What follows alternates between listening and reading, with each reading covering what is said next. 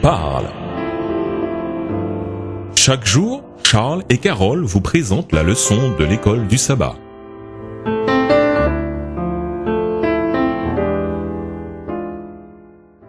Bonjour chers auditeurs, Bonjour à tous. nous voilà au dimanche 15 décembre, une rébellion dans le sanctuaire céleste. Lisons Ézéchiel 28, les versets 12 à 17, Ésaïe 14, les versets 12 à 15.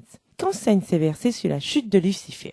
Ézéchiel 28, versets 12 à 17. Fils de l'homme, prononce une complète sur le roi de Tyr. Tu lui diras, ainsi parle le Seigneur, l'Éternel, tu mettais le sceau à la perfection, tu étais plein de sagesse, parfait en beauté. Tu étais en Éden, le jardin de Dieu, tu étais couvert de toute espèce de pierres précieuses, de sardoine, de topaze, de diamant, de chrysolite, d'onyx, de japs, de saphir, d'escarboucle, d'émeraude et d'or. Tes tambours et tes flûtes étaient à ton service, préparés pour le jour où tu fus créé. Tu étais un chérubin protecteur, aux ailes déployées. Je t'avais placé et tu étais sur la sainte montagne de Dieu. Tu marchais au milieu des pierres étincelantes. Tu as été intègre dans tes voies depuis le jour où tu fus créé jusqu'à celui où l'iniquité a été ouverte chez toi. Par la grandeur de ton commerce, tu as été rempli de violence et tu as péché. Je te précipite de la montagne de Dieu et je te fais disparaître, chérubin protecteur, du milieu des pierres étincelantes. Ton cœur s'est élevé à cause de ta beauté, tu as corrompu ta sagesse par ton éclat. Je te jette par terre, je te livre en spectacle au roi. Ésaïe 14, les versets 12 à 15. Te voilà tombé du ciel, astre brillant, fils de l'aurore. Tu es abattu à terre, toi le vainqueur des nations. Tu disais en ton cœur, je monterai au ciel, j'élèverai mon trône au-dessus des étoiles de Dieu. Je m'assierai sur la montagne de l'assemblée à l'extrémité du septentrion.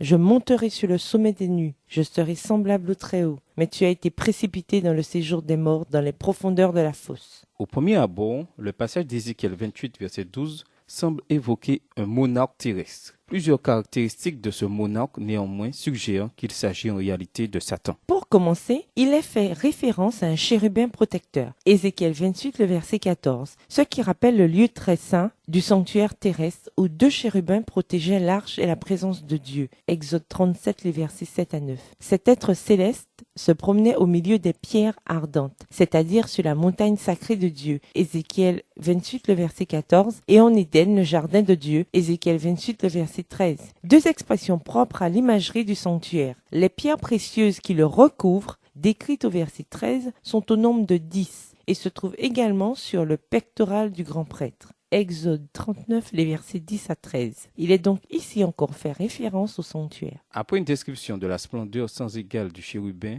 le texte aborde sa chute morale. Sa gloire lui est montée à la tête. Sa beauté a rendu son cœur arrogant. Sa splendeur a corrompu sa sagesse et son commerce. Terme qui se réfère sans doute à sa façon de médire du caractère divin et de susciter la révolte, l'a rendu violent. En outre, des puissances terrestres arrogantes cherchent à se déplacer de la terre vers le ciel. Dans Ésaïe 14, versets 12 à 15, le fils de l'aurore, du latin lucifere, d'où vient le nom Lucifer, suit une trajectoire inverse. Il tombe du ciel sur la terre, indiquant de la sorte qu'il est d'origine surnaturelle plutôt que terrestre. D'autres expressions telles que trône au-dessus des étoiles de Dieu, la montagne de la rencontre au plus profond du nord et très haut renforcent l'impression qu'il s'agit d'un être céleste. Si les versets 12 et 13 sont au passé, le verset 15 passe brusquement au futur. Ce changement de temps signale qu'une première chute s'est produite du ciel vers la terre, Ésaïe 14, verset 12, et qu'il y aura une seconde chute, de la terre au Sheol, le tombeau, quelque part dans le futur. Ésaïe 14, verset 15. Il ne s'agit pas là d'un roi babylonien, il est au contraire nettement fait référence à Lucifer. Un être parfait créé par un Dieu parfait tombe dans le péché. Qu'est-ce que cela nous indique sur la réalité de la liberté morale existant dans l'univers divin? Et que révèle cette liberté sur le caractère de Dieu? Et nous vous laissons avec cette question de réflexion. Dieu a tant aimé le monde qu'il ne pouvait accepter l'idée que lui, l'être infini, aurait pu faire davantage que ce qu'il a fait pour sauver l'humanité perdue. À votre avis, cette déclaration tient-elle la route? Pourquoi? Au revoir chers auditeurs et à demain si Dieu veut. Au revoir. Dieu nous parle. C'était Dieu nous parle, présenté par Charles et Carole.